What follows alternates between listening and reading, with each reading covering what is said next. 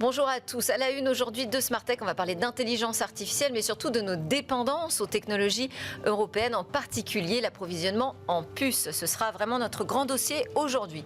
On aura également rendez-vous avec une chronique sur l'économie numérique pour faire un focus là sur l'agriculture, secteur en pointe, comme vous le verrez. Mais d'abord, je propose qu'on s'intéresse à la première usine française d'organes sur puces. Et tout de suite, 3 questions A.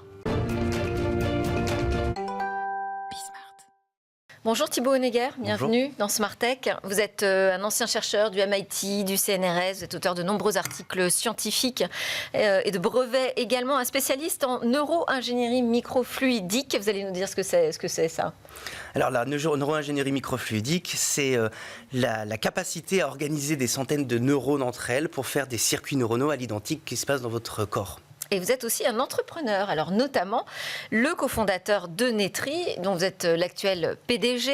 Netri, start-up industrielle, je devrais dire une deep tech dans la santé, qui permet de générer des mini-organes humains sur puce. Ça va permettre de tester en fait les effets des médicaments en amont avant de le faire sur des patients. Alors on va peut-être commencer par le début. Qu'est-ce que ça veut dire générer des mini-organes déjà sur puce?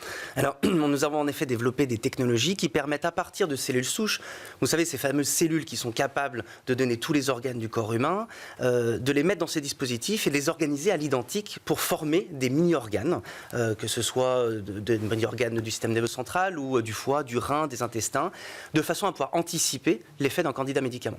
Alors comment est-ce qu'on fait ça en quelques secondes? Nous avons réussi à innerver chaque organe à l'identique qui se passe dans votre colonne vertébrale et dans tous vos organes humains. Et nous tirons profit de cette innervation naturelle qui est faite dans votre corps pour enregistrer l'effet d'un candidat médicament directement avec les neurones, ce qui nous permet de digitaliser la biologie, l'effet biologique, pour aller maintenant après sur de l'IA. Et quand vous dites sur puce, c'est-à-dire très concrètement, ces cellules souches, donc vous les posez, est-ce que vous êtes venu avec une plaque? Tout à fait. Donc effectivement, ce sont nos dispositifs qui permettent d'organiser des centaines et des milliers de cellules à l'identique que ce qui se passe dans le corps humain. Et pour aller dans le détail, dans ce dispositif, nous avons reproduit le circuit de la moelle épinière vers le système nerveux périphérique. D'accord. Alors là, je n'ai pas véritablement le produit final, j'imagine, parce qu'il n'y a pas de circuit électronique là. Alors il y a un circuit qui permet d'enregistrer l'activité électrique, mais effectivement le produit final est composé de ce dispositif, de cellules souches qui sont différenciées directement dans ce dispositif et bien évidemment du lecteur qui permet d'enregistrer l'activité électrique. Alors, donc par-dessus tout cela, vous appliquez des traitements d'intelligence artificielle pour faire des simulations.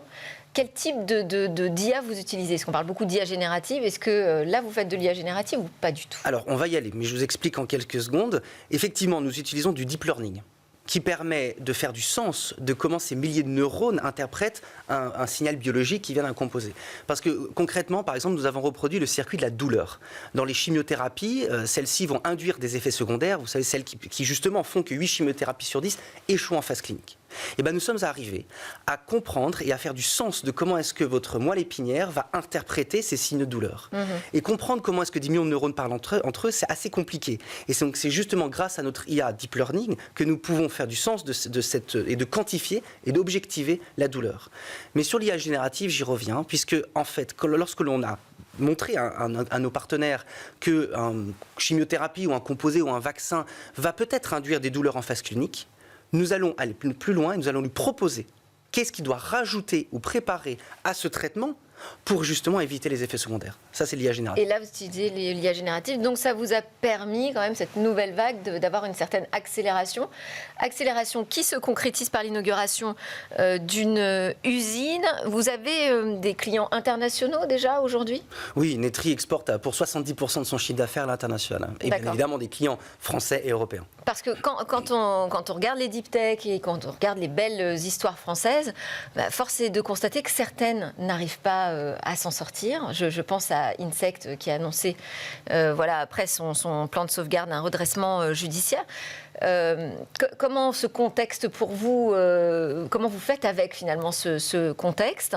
Est-ce que la solution, c'est d'avoir davantage de clients internationaux. Comment on s'en sort aujourd'hui quand on est une deep tech ? Alors, notre avantage, c'est que nous avons un marché qui est tout de suite mondial, puisque l'ensemble de nos clients pharmaceutiques, on dit que les big pharma, les mid-size pharma, sont d'emblée avec une renommée internationale. En revanche, là où on a une opportunité à saisir, c'est avec les récents événements qui se passent aux États-Unis, notamment avec la FDA, vous savez, l'agence régulatrice américaine, qui va, selon toute vraisemblance, diminuer son taux d'acceptabilité et son exigence qui était une renommée internationale. Et bien, nous allons saisir cette opportunité parce que le nombre d'entreprises qui vont venir justement en Europe faire leurs essais cliniques va, à mon avis, émerger énormément. Et donc il faut qu'on saisisse l'opportunité de façon à pouvoir répondre à la demande et avec des exigences réglementaires qui sont à la hauteur de nos ambitions européennes. Ah bah c'est parfait, c'est tout ce qu'on vous souhaite. On va nous aussi parler de comment réagir justement à tout ce qui se passe aux États-Unis. On va enchaîner avec l'enjeu d'approvisionnement en puces pour l'intelligence artificielle. J'imagine que ça vous concerne également ce sujet. Merci beaucoup Thibaut Onega. Je rappelle que vous êtes le PDG et cofondateur de Netri. Merci. Qu'en est-il des restrictions américaines sur les puces pour l'intelligence artificielle ? On le sait, juste avant son départ, l'administration Biden, pour des raisons de sécurité nationale, a déposé un texte qui impose des restrictions sur l'exportation de technologies qui sont capables d'accélérer le traitement IA. Alors, où en est-on ? Et puis surtout, quel risque cela fait peser aujourd'hui sur le développement de l'Europe en matière d'intelligence artificielle ? Pour en parler, Yann Serra, bonjour. Bonjour Delphine. Grand reporter au MagIT, vous couvrez pour ce magazine les domaines des serveurs, du réseau, de la virtualisation, et on vous doit très récemment un excellent article sur la menace qui court sur la production de puces pour l'IA. À côté de vous, François Candelon, bonjour. Bonjour. Operating Partner chez Seven2. Seven2, c'est ex-Apax Partners, qu'on connaît bien ici aussi dans Smartech, fonds d'investissement européen basé à Paris. Vous êtes un expert en intelligence artificielle et stratégie numérique. Je voulais qu'on commence justement par un point sur notre niveau de dépendance en matière de puces pour l'IA. Quels sont les chiffres aujourd'hui de production ? Est-ce qu'on les connaît, ces chiffres de production de puces ? On les estime. Donc on estime, alors en fait, les puces, les GPU, qui servent à entraîner les LLM, les IA, sont vendus à 98% par Nvidia, et on estime que Nvidia met sur le marché 2 millions de ces GPU-là par an, donc 500 000 par trimestre. Et donc, aujourd'hui, ce qu'on entend quand on écoute l'écosystème, c'est on n'en a pas assez. Bah non, on n'en a pas assez. Visiblement, c'est la chasse au trésor, quand même. Bah oui, parce qu'en fait, le problème qui se pose, c'est que l'année dernière, vous aviez 75%, c'est-à-dire les 3/4 quand même de la production, qui ont été avalés par les géants d'Internet, par six géants d'Internet. Donc les hyperscalers, c'est Microsoft Azure, Amazon AWS, Google GCP. Ça, c'est ceux qui vont revendre après des services. Et puis vous avez aussi les réseaux sociaux. Donc on a XAI, on a Meta, Facebook, et puis on a ByteDance qui est TikTok. Voilà. Alors ces 6 acteurs-là ont avalé, les 3/4 de la production. Donc, du coup, il ne reste plus qu'un quart. Donc, ça va être un problème pour tous les petits hébergeurs et puis aussi pour tous ces projets étatiques. J'ai envie de dire, si je m'appelle Nvidia, pour moi, je ne vois pas de problème. Je me dis, c'est super, j'ai un potentiel de croissance extraordinaire. Oui, alors sauf qu'il faut les produire. Non, mais voilà, c'est ça le problème. C'est qu'en fait, il faut les produire. À l'heure actuelle, il y a une seule usine à Taïwan qui va produire donc, la nouvelle génération de puces. Et en fait, cette usine, elle a une production qui est finie. Depuis 2021, c'est toujours la même production. Et on estime que donc Nvidia fait à peu près 3000 wafers par... Alors, les wafers sont les disques sur lesquels on grave les puces. Et fait à peu près 3000 wafers par mois. Et en fait, ça sera pas suffisant, quoi. En fait, il y a 65 puces par wafer. Alors après, il faut faire un peu des mathématiques. Mais en fait, on se rend compte que ça sera pas suffisant. Alors, on sait que ces 2 millions de puces qui mettent sur le marché, ce sont des puces pour le monde occidental. C'est très difficile d'estimer ce qu'ils vendent à la Chine. Soi-disant, ils vendent des puces... des générations précédentes. C'est pas des générations précédentes, c'est moins performante, mais en fait, en vrai, on pense que ce sont les mêmes qui sont un petit peu bridés, si on peut dire, et puis en fait, derrière, les Chinois peuvent très bien les débrider, ça, on n'a pas l'info, on ne sait pas. Mais enfin bon, toujours est-il que il y a beaucoup trop de demandes par rapport à l'offre. François, est-ce qu'aujourd'hui, en Europe, on a cette inquiétude justement sur un manque d'approvisionnement en matière de puces IA ? C'est pas encore arrivé jusque-là. Non, mais je pense qu'il y a plusieurs choses. Il y a déjà non seulement le manque de puces, mais pour moi, le problème en Europe, c'est le manque d'appétit. C'est-à-dire que malgré tout ce que l'on voit et les 109 milliards qui ont été annoncés au AI Summit, les 200 milliards au niveau européen, etc., je pense qu'aujourd'hui, moi, ce qui me frappe en Europe, c'est le manque de compréhension de cette révolution qui est en marche. Parce qu'aujourd'hui, si je prends même, je vais revenir sur la Chine, notamment avec DeepSeek, on sait bien que DeepSeek a utilisé quand même pour se faire tout un ensemble de GPU, donc le nombre n'est pas connu. Mais ce que l'on voit, c'est que nous allons arriver... Et il y a encore des recherches pour des modèles de nouvelle génération qui, eux, vont demander des millions de GPU pour être entraînés. Et donc, face à ça, la question du contrôle de la distribution des GPU va être une arme géopolitique massive. Et donc, on se retrouve avec est-ce que les Chinois vont en bénéficier ? Oui, non. Comment est-ce qu'ils vont trouver les moyens d'en chercher d'autres ? Ce que fait AMD, parce que Nvidia, pour l'instant, est en situation quasi monopolistique, mais les autres fournisseurs de puces essaient de se déployer sur des niches un peu plus, ou de trouver des moyens d'intégrer, notamment par rapport au stockage. Il y a, si vous voulez, des difficultés, ce qu'on appelle en anglais des bottlenecks, qu'ils essaient de résoudre pour pouvoir être beaucoup plus efficaces. Donc, je pense que ce marché de la puce est un marché qui est en pleine évolution. Ça demande du temps, parce que n'oublions pas que nous sommes sur le physique. Quand on parle des data centers en Europe, et en France en particulier, on parle d'une mise en œuvre au mieux, une mise en 2027. Donc il se passe du temps, on est dans un monde physique. On l'a un peu oublié, et c'est pour ça d'ailleurs que la Silicon Valley, qui a été fondée là-dessus, réussit en fait à se développer encore mieux et être extrêmement actif. Mais pour moi, le problème en Europe, c'est celui de l'appétit, de la compréhension. On n'est pas assez mort de faim en fait pour se bagarrer pour. On n'est pas d'un côté assez mort de faim, mais de l'autre côté, pour moi, il y a une phrase qui avait été dite par un professeur de stratégie à Harvard, Michael Porter, dans les années 90, qui disait que la compétitivité d'un pays dépendait de la capacité de son industrie à innover et à se moderniser. Je pense qu'aujourd'hui, avant même de penser GPU et autres, nous avons une vraie difficulté qui est la capacité et la volonté de nos industries, de nos PME, de nos ETI, de nos grands groupes, à effectivement embrasser cette nouvelle révolution. On en est où des restrictions américaines sur l'exportation des puces ? Alors, on en est toujours au même point l'année dernière, où en gros, Joe Biden, à une semaine de partir, a décidé comme ça de poser des quotas et donc de dire qu'en gros, il n'y avait que 18 pays dans le monde, alors ça tombe bien, on en fait partie, qui ont le droit d'acheter autant de puces qu'ils veulent. Tous les autres pays... Alors, la globalité des autres pays ne peuvent en importer que 50 000, donc ces fameux GPU, toujours, 50 000 tous les 2 ans, donc ce qui est finalement pas beaucoup. Qui est pas beaucoup. Et bien évidemment, la Russie, la Chine, tous ces pays-là n'ont pas du tout le droit c'est zéro. Bon, mais ils arrivent tout de même à en importer par des Il y a quand même des conséquences pour la France, hein. Alors, le problème en fait qu'on va avoir en France, c'est-à-dire que si nous, on peut en importer autant qu'on veut, on n'a pas le droit d'en réexporter. Ouais. Alors, donc typiquement, on va penser à des acteurs français du cloud, OVH Cloud par exemple, qui veut s'installer ailleurs, en fait, ne peut pas non plus emmener trop de GPU. Mais même au-delà du cloud, on a aussi des industriels, l'armement, Thales, qui met en fait des puces d'intelligence artificielle. Ils font, vous savez, des centres de contrôle là, super high-tech.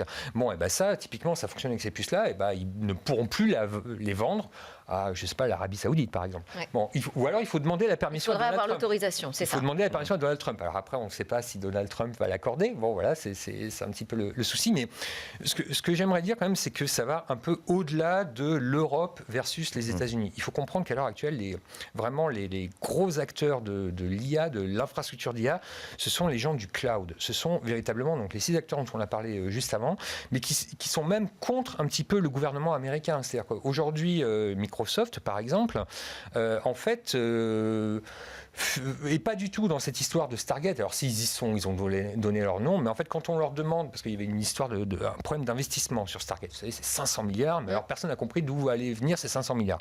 Et alors on a dit, bon Microsoft, vous qui avez beaucoup d'argent, il y a votre nom, c'est vous qui allez tout apporter. Et Microsoft a dit, nous, on joue notre jeu à nous. Donc, nous, on fait nos data centers et nous, on va continuer à acheter des GPU pour les vendre partout dans le monde. C'est-à-dire qu'en fait, ce qui va se passer, c'est que demain, a priori, quand nous, les Français, on va vouloir faire de l'IA, on sera obligé de acheter du service chez Microsoft pour pouvoir utiliser ces fameuses puces, parce qu'elles ne seront pas disponibles sur le marché.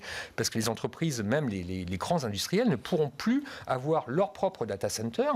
Même si on veut mettre 109 milliards sur la table, on n'est pas sûr de pouvoir les peupler, ces data centers. Donc il faudra passer par les gens du cloud. Dans ces investissements, on retrouve les Américains dans ces 109 milliards. Mais c'est pour ça que je pense que le terme souveraineté n'est pas le bon. Je pense qu'il faut parler d'autonomie stratégique. Oui. C'est-à-dire... On l'a encore employé, vous noterez. C'est pour ça. Mais enfin, on y allait assez rapidement. Donc, je pense autonomie stratégique parce qu'il faut que l'on réussisse à travailler avec ces hyperscalers pour pouvoir effectivement trouver une capacité de notre côté à pouvoir être autonome. Mais on ne sera pas dans une question. Je pense que l'idée de se dire tout est européen, on ne travaille qu'entre Européens, etc., est une idée qui ne va pas fonctionner. D'abord parce que le niveau de compétitivité ne sera pas là. C'est-à-dire que Mistral, c'est super.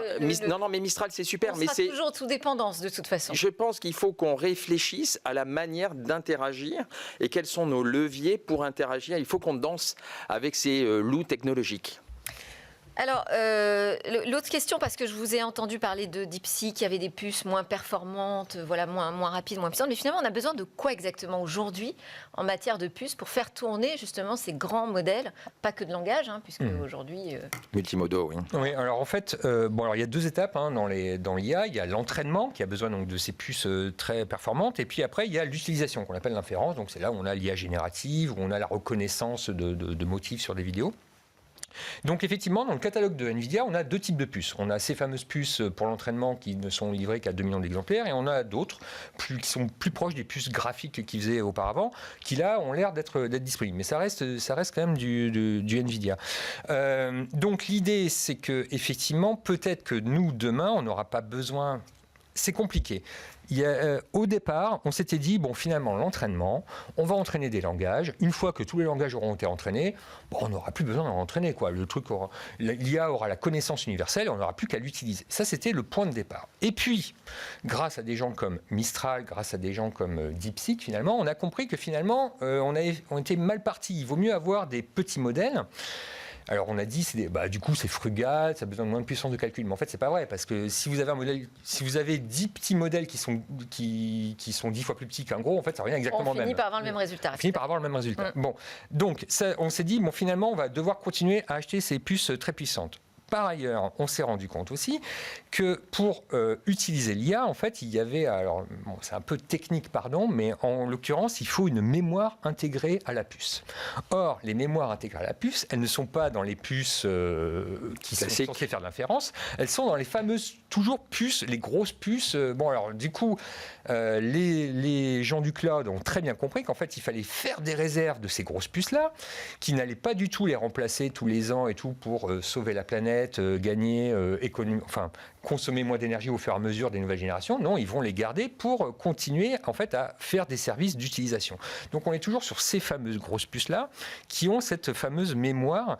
Donc ce qu'il faudrait faire, c'est en fait qu'on arrive à créer des puces qui n'ont pas besoin d'autant de calcul, mais qui ont ces mémoires dedans. Et alors pourquoi je vous dis ça ? Oui. Parce que on a en France un acteur qui s'appelle Seapearl. Pour l'instant, ils ne vendent pas, ils ne produisent pas pour l'instant, mais en fait, c'est le seul qui va créer une puce qui, comme ça, en fait, qui va donc du coup ne va pas beaucoup calculer pour entraîner, mais elle va avoir cette mémoire qui va permettre en fait normalement à pas cher et en plus et c'est un projet qui est financé par l'Europe, par des projets européens. C'est France 2030, je crois. Voilà, tout à fait, en partie. Ouais. Donc ça c'est une option qui vous semble rassurante. Oui, qui est excitante. Bon, d'accord. Non, mais je pense en revanche, il y a un point que je voudrais faire qui est DeepSeek n'est pas une rupture de génération. c'est-à-dire qu'en termes de performance, c'est un peu la même chose, mais c'est comme vous aviez les mêmes ingrédients et ça a été un super cuisinier qui a réussi à faire.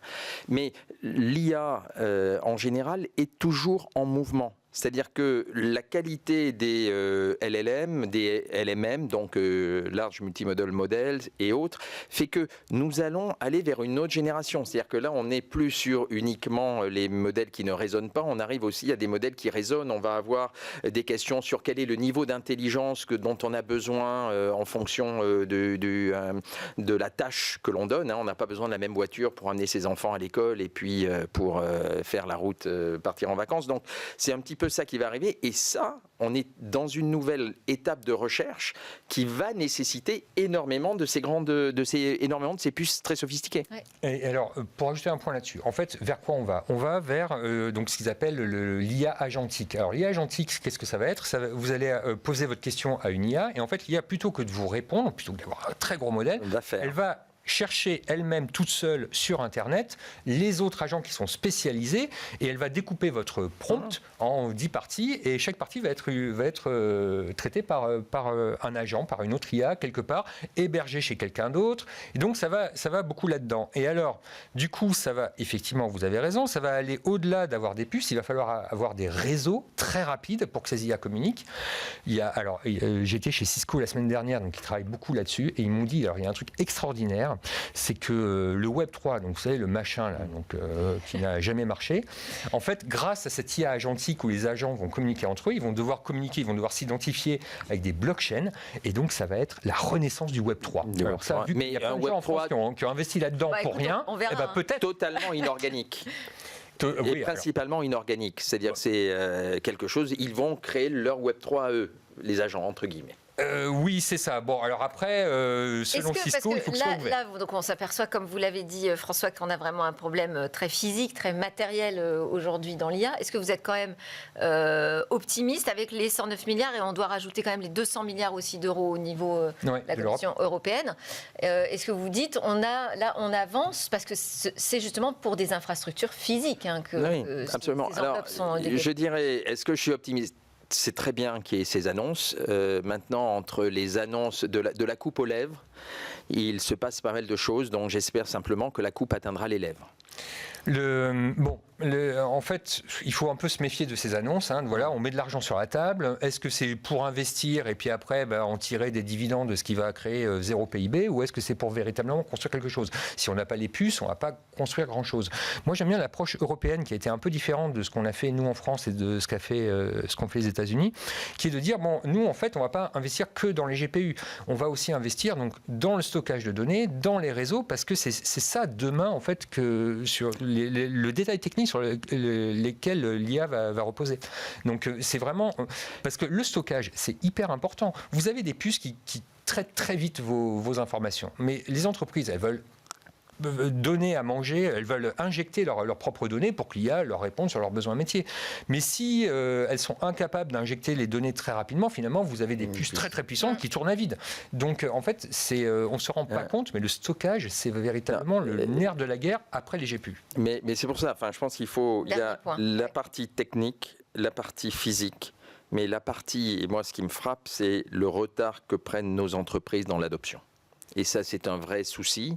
Et c'est pour ça que je trouve que... Elles font partie du maillon de la chaîne. Elles sont au cœur, parce que d'une certaine manière, ce sont à elles de créer de la valeur, au-delà d'avoir des puces. Si les puces tournent à vide, si on ne sait pas les utiliser, si on n'a pas de cas d'usage. On n'a pas de cas d'usage, ou si on ne crée pas de valeur avec. Je ne suis pas sûr que les cas d'usage soient la bonne option, mais non, je pense qu'il faut redessiner davantage les processus, il faut moderniser nos entreprises. Et c'est un gros travail de mise en œuvre de connaissances, de s'assurer que chacun réussit à effectivement redessiner ses processus, le fait qu'on ait moins de frustration et de frais de restructuration. Bon, ça fait quand même beaucoup de conditions tout ça. Moi, je vous invite à découvrir la dernière couverture de Diplomatie Magazine.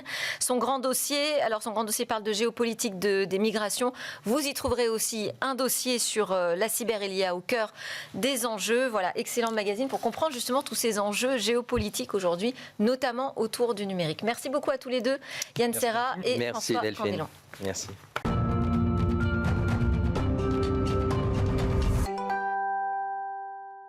Et on termine avec David Lacomblette. Bonjour David. Bonjour Delphine. Président de la Villa Numéris, le think tank. Aujourd'hui, vous allez nous parler d'agriculture et de technologie. C'est un clin d'œil qu'on va faire au Salon international de l'agriculture qui se tient à Paris. Vous nous rappelez surtout que c'est un secteur de pointe. Un secteur de pointe qui nourrit le monde. Alors le Salon d'agriculture, c'est pas encore Vivatech, mais on s'en rapproche. Alors il faut voir que les humains utilisent leur milieu naturel et le transforment depuis 12 000 ans. Donc autant dire que les techniques et technologies, ils les ont toujours prises en main quand elles sont arrivées, si on songe aux machines, puis aux machines-outils, et désormais la technologie et les données. Si vous ajoutez à l'agriculture la nourriture, agritech et foodtech, on peut considérer qu'on a 200 start-up en France. On ferait mieux d'ailleurs de parler de jeunes pousses, en l'occurrence, qui sont particulièrement dynamiques, et elles sont 40 au Salon d'agriculture. Vous pouvez nous en dire plus ? Alors, quelques exemples peut-être, en matière de capteurs, en matière de drones. Alors, les capteurs, c'est utile pour aller détecter les maladies chez les animaux, par exemple.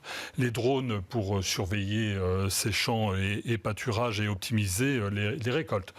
Une société, par exemple, Isagri, qui vient de racheter la solution Syncrop, développe des stations météorologiques particulièrement précises et en temps réel qui permettent aux agriculteurs d'adapter leurs travaux. Les capteurs en matière d'irrigation, par exemple, c'est un gain d'eau de 20%. Par des temps de sécheresse à répétition, on voit bien l'intérêt pour les agriculteurs. Parce que, effectivement, la multiplication des données, là aussi, pour les animaux, prévenir plutôt que guérir, ça marche un peu comme pour les humains. Je continue la moisson. Naïotech, par exemple, vient de fêter les 10 ans de ses robots agricoles. Alors, ils s'appellent Ted, Joe, Oreo, et ils désherbent automatiquement. Et qui dit désherbage automatique dit emploi de moins d'herbicides. Et quand on voit les polémiques sur le sujet, c'est toujours ça de gagner. On est sur un marché qui devrait atteindre les 20 milliards d'euros au niveau mondial en 2025, cette année. C'est 4 fois plus qu'en 2020, en moins de 5 ans donc. Dans les travées du salon, vous pourrez échanger avec les fondateurs de Foodpilot. C'est une plateforme de collecte de données. Avec les fondateurs de Mimosa, avec 2i, qui est une plateforme de financement participatif. Ou encore avec les fondateurs de Mycophyto, qui proposent d'aller chercher au plus près des plantes leur nourriture pour les nourrir à la racine en quelque sorte. Alors on le voit bien avec beaucoup de ces projets, on est sur une approche de décarbonation, d'économie solidaire, de régénération des sols et pas uniquement sur des objectifs économiques de performance. Alors il faut dire que ce sont aussi des jeunes qui les portent. Alors, quand même, je vous ramène un petit peu sur l'économie, parce que tout ça, ça a un coût très important quand même, le développement de ces technos.